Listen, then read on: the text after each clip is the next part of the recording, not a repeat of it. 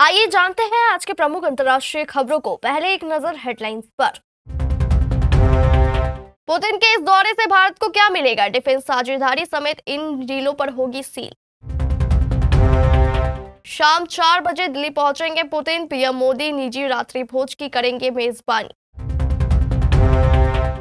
India Indigo 100 से ज्यादा उड़ानें रद्द और दर्जनों में से घंटों की देरी से यात्री नाराज। साफ हवा के लिए सड़क पर संघर्ष। जंतर मंतर पर भीड़ ने मास्क ऑक्सीजन सिलेंडर लेकर किया विरोध। अंधेरी रात 249 पैसेंजर और हवा में गायब हो गया विमान। 11 साल पुराना वो कांड जो आज भी है रहस्य। भारत से रिश्ता रखने से कोई रोक नहीं सकता। तालिबानी विदेश मंत्री की पाकिस्तान को 2 टूक। H-1B वीजा पर ट्रंप प्रशासन ने बढ़ाई सख्ती। आवेदकों की ज्यादा जांच। पुतिन का भारत दौरा। दोनों देशों के संबंधों में जो मुश्किलें आती है आ रही उससे किया जाएगा दूर। अमित शाह से भी ज्यादा फीस वसूलते थे शशि कपूर। एक समय काम मिलना हो गया था बंद। और प्रसिद्ध कृष्णा की बॉलिंग देखकर भड़के रोहित शर्मा। दिया लंबा लेक्चर। रूस के राष्ट्रपति व्लादिमीर पुतिन का स्पेशल विमान अब से चंद घंटे बाद भारत की सरजमी पर लैंड करेगा। पुतिन भारत रूस के बीच राजनीतिक साझेदारी के 25 साल पूरे होने के मौके पर भारत आ रहे हैं। वह 23वें द्विपक्षीय शिखर सम्मेलन में हिस्सा लेंगे। भारत की जमीन पर कदम रखते ही पुतिन स्पेशल सिक्योरिटी कवर के बीच आ जाएंगे। उनका यह दौरा 4 और 5 दिसंबर को होगा। पुतिन विजिट के दौरान दोनों देशों के बीच कई एग्रीमेंट डील होने की उम्मीद है। पीएम मोदी के इनविटेशन पर पुतिन भारत आ रहे हैं और रूसी लीडर के यूक्रेन के खिलाफ जंग शुरू करने के बाद यह उनका पहला विजिट है। बातचीत के बाद बड़े ऐलान और एग्रीमेंट पर साइन होने की उम्मीद है, जिसके बाद एक ज्वाइंट मीडिया स्टेटमेंट जारी किया जाएगा। रूसी डिप्लोमेट उशाकोव ने कहा है कि पीएम मोदी और पुतिन बढ़ते ट्रेड और इकोनॉमिक पार्टनरशिप पर डिटेल में काम करेंगे, जिसमें 2024 में बायलैटरल ट्रेड 12% बढ़कर USD 63.6 बिलियन हो जाएगा।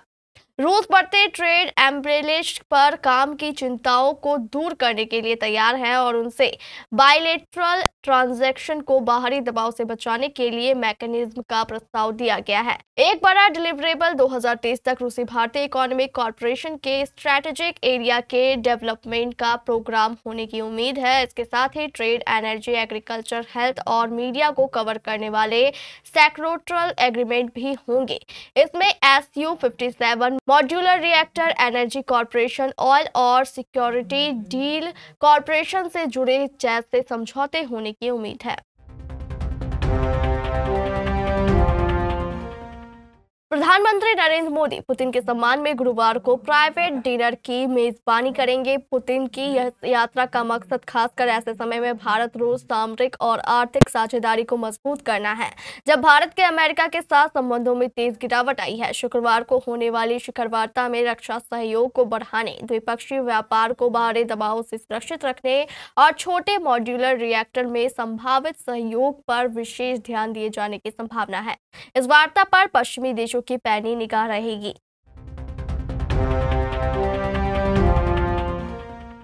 बुधवार को इंडिगो एयरलाइंस की दर्जनों उड़ानें रद्द होने और देरी होने से हजारों यात्री एयरपोर्ट पर घंटों फंसे रहे। समाचार एजेंसी रॉयटर्स के मुताबिक बुधवार को भारत की सबसे बड़ी एयरलाइंस में से एक इंडिगो की 150 उड़ानें रद्द हो गई और दर्जनों उड़ानों को देरी का सामना करना पड़ा। एजेंसी ने सूत्रों और इंडिगो के एक पायलट के हवाले से बताया है कि थकान से निपटने और पायलटों के लिए आराम का समय बढ़ाने के लिए 1 जुलाई और 1 नवंबर को लागू किए गए सरकारी नियमों के बाद एयरलाइन को पायलटों की कमी से जूझना पड़ रहा है, जिससे रोस्टर प्रबंधन जटिल हो गया है। स्थानीय मीडिया में ऐसी खबरें हैं कि कई उड़ानों में 12-12 घंटे तक की देरी हुई है। बुधवार को रात 12 बजे से शाम 8 बजे के बीच कोलकाता एयरपोर्ट पर इंडिगो की 15 उड़ानें रद्द की गई, जबकि 130 से ज्यादा उड़ानें देर शाम तक देरी से चली। उड़ानों के रद्द होने और देर होने की शिकायतें हैदराबाद एयरपोर्ट से भी मिली है।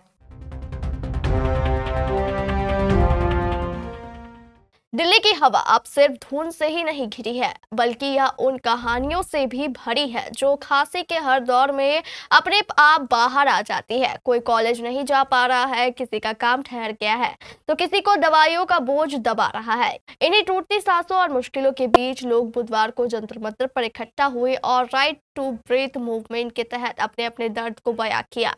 दिल्ली में बढ़ते प्रदूषण की जकड़ से छुटकारा दिलाने की मांग को लेकर रोड पर उतरे लोगों ने सरकार से साफ हवा की मांग की। इस प्रदर्शन में प्रदूषण एक्टिविस्ट के अलावा डीयू, जेएनयू और जामिया मिलिया इस्लामिया के स्टूडेंट्स भी शामिल हुए। इसके अलावा national students union of India के सदस्य भी इस प्रोटेस्ट में शामिल हुए। मलेशिया के कुआलालंपुर से उड़ान भरने वाली मलेशिया एयरलाइंस फ्लाइट MH370 दुनिया की सबसे रहस्यमय विमान दुर्घटनाओं में से एक बन चुका है।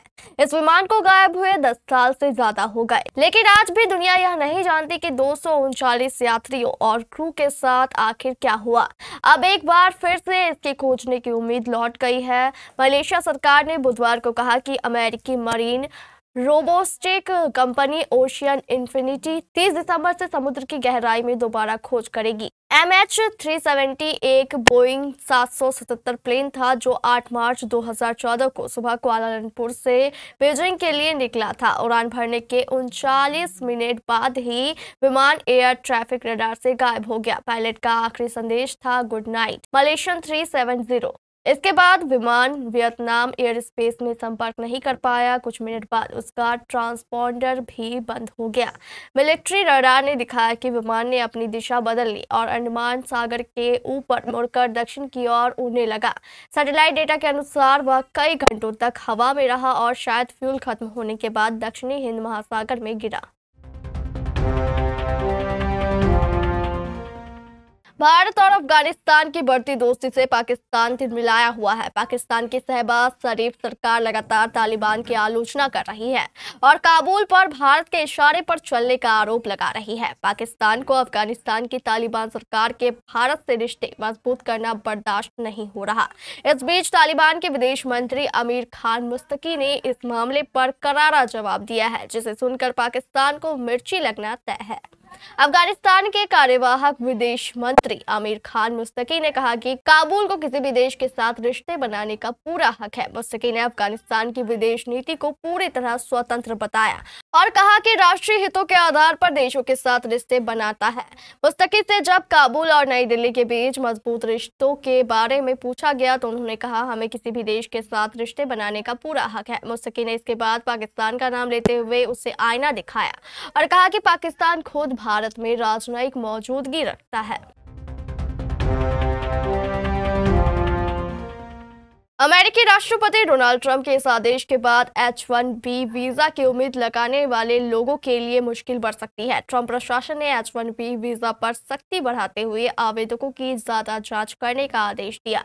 इसके तहत जो कोई भी फ्री स्पीच पर सेंसरशिप में शामिल होगा, उनका आवेदन खारिज करने पर विचार किया जाएगा। समाचार एजेंसी के अनुसार इसकी जानकारी दी गई और बताया गया कि इस बारे में विदेश मंत्रालय ने सभी अमेरिकी मिशन को केवल भेजा है। इस फैसले का सबसे बड़ा असर भारतीयों पर पड़ने वाला है, जो अमेरिकी H1B वीजा हासिल करने वालों में से सबसे शीर्ष पर है। H1B वीजा अमेरिका टेक कंपनियों के लिए बहुत जरूरी है, जो भारत और चीन जैसे देशों से बड़ी संख्या में लोगों को रखती है। 2 दिसंबर को सभी अमेरिकी मिशन को भेजे गए इस कैब में अमेरिकी कॉन्सुलर अधिकारियों को H1B आवेदकों और उनके साथ यात्रा करने वाले परिवार के सदस्यों के रेज्यूमे या लिंक्डइन प्रोफाइल को रिव्यू करने का आदेश दिया गया, ताकि वह देखा जा सके कि क्या उन्होंने गलत जानकारी, कंटेंट मॉडरेशन, फैक्ट चेकिंग, अनुपालन और ऑनलाइन सुरक्षा जैसी गतिविधियों वाले क्षेत्र में काम किया है।